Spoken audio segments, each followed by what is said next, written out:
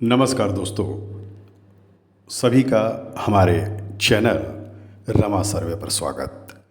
ओम पितृदेवताय नमः। 2 अक्टूबर 2024 सर्व पितृ अमावस्या। पितरों की विदाई का दिन है मित्रों आज। इसे पितृ विसर्जन अमावस्या के नाम से भी जाना जाता है।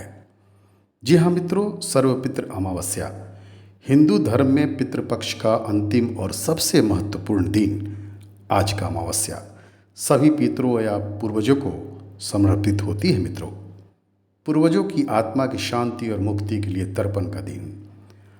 आज हम सभी प्रार्थना करते हैं कि हे हमारे समस्त ज्ञात अज्ञात पितृगण, यदि हमसे कुछ भूल हो गई हो तो हमें क्षमा करें। हम पर सदैव अपना स्नेह, अपना आशीर्वाद बनाए रखें।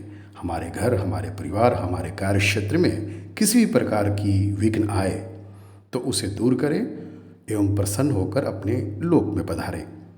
आज पितृ अपने लोकों में वापस लौट जाते हैं मित्रों।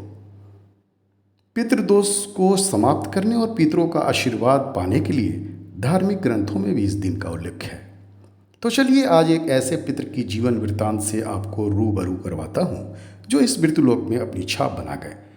जीवन की थपेरों को खा खा कर जीना सीखा, विपरीत परिस्थितियों में फौलाद की ताकत रखी, अपने आंसू को गिरने नहीं दिया कभी भी। जी हाँ, मैं नतमस्तक होकर उस पितृ का नाम ले रहा हूँ, स्वर्गीय श्री लाल जी, सर्वेश्वर लाल। एक ऐसा जीवन जो साक्षात प्रेरणा जिंदगी जीने का दे गए और साबित करवा गए कि मानव का धैर्य और साहस किसी भी विपरीत परिस्थितियों को मात दे सकता है। उनकी जीवन यात्रा संघर्षों से भरी पड़ी रही, लेकिन हर कठिनाइयों को उन्होंने अविचलित धैर्य और शक्ति के साथ पार किया। इस कहानी की शुरुआत होती है उनके बचपन से। मात्र 2 वर्ष की उम्र में उन्होंने अपने पिता को खो दिया था। यह पहला झटका ही उनके जीवन की आधारशिला बन गई शायद। मित्रों, यह उनका पहला संघर्ष था जिसे उन्होंने बहुत कम उम्र में ही झेला। जवानी के दौर में जब जीवन आगे बढ़ रहा था तब उनकी पत्नी की अचानक मृत्यु ने उन्हें अंदर से तोड़ दिया। युवा अवस्था में अकेले रह गए और 4 छोटे बच्चों की जिम्मेदारी अकेले उठाने लगे, लेकिन उन्होंने कभी हार नहीं मानी। परिवार की देखभाल के लिए उन्होंने अपने व्यक्तिगत दुखों को पीछे छोड़ दिया। उनके जीवन का सबसे अद्भुत पहलू यह था कि उन्होंने कभी अपने चेहरे पर दुख की परछाई नहीं आने दी, चाहे उनके मन में कितनी भी पीड़ा क्यों न हो। उनकी शादी स्वर्गीय रमा देवी से हुई थी जब वो मात्र 17 वर्ष की थी और 8वीं कक्षा की छात्रा थी। पत्नी का पढ़ाई के प्रति लगन को देखते हुए उन्होंने सपनों को कभी मरने नहीं दिया। उन्होंने अपनी पत्नी को पढ़ाया और मैट्रिक, फिर स्नातक और अंततः बीएड करवाई, जिससे वो Shastri Nagar girls high school Patna में अध्यापिका बनी और समाज के लिए एक प्रेरणा स्रोत बनी और नारी सशक्तिकरण की जीता जाता उदाहरण प्रस्तुत की। उनकी इस अद्वितीय यात्रा ने यह साबित कर दिया कि अगर इरादे मजबूत हो तो कोई भी कठिनाई आपको रोक नहीं सकती।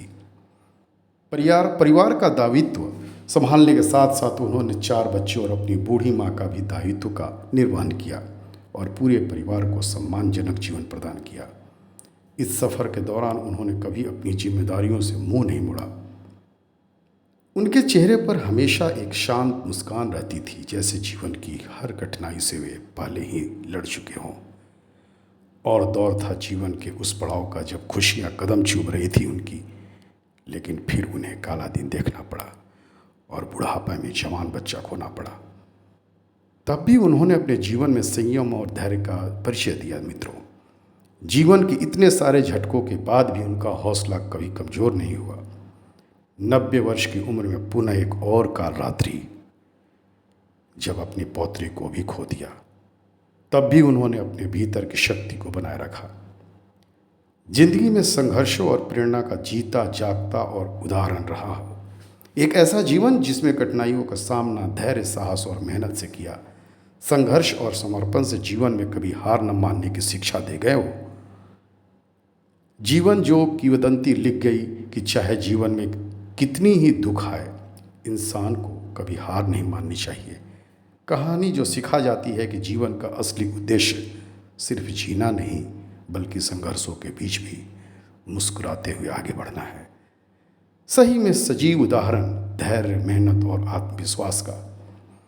जीवन साक्षात पितृदेवो भव का प्रतीक, एक देव जो हमारे समाज के लिए प्रेरणा बने। जी हाँ मित्रों, विश्वास है ये कहानी हम सभी की ताकत बनेगी। बहुत बहुत धन्यवाद।